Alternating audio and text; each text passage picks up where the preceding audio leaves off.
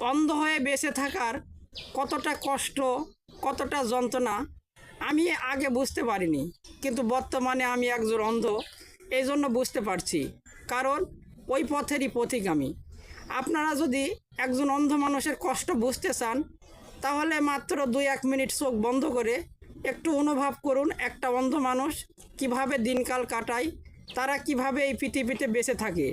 একটা পাখি যদি খাঁচার ভিতর বন্দি করে রাখেন আপনি, যতই তাকে খাবার দেন, কিন্তু ওই পাখিকে যদি উড়ার শক্তি না দেন, তাহলে ওই পাখিকে যেমন ভালো লাগে না, তেমনই ইচ্ছা থাকা সত্ত্বেও একটা অন্ধ মানুষ এই দুনিয়াতে স্বাধীনভাবে চলতে পারে না।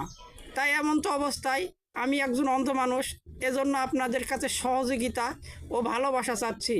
প্লিজ আমাকে একটু ভালোবাসা দিবেন।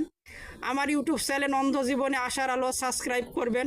মোশাররফ হোসেন আতাবর ফেসবুক পেজ অবশ্যই আপনারা ফলো করে দিবেন, ভিডিও লাইক দিবেন, শেয়ার করবেন এবং কমেন্ট করে আপনাদের মূল্যবান মতামত আমাকে জানাবেন। প্লিজ আপনারা একটু পাশে থাকেন আমার।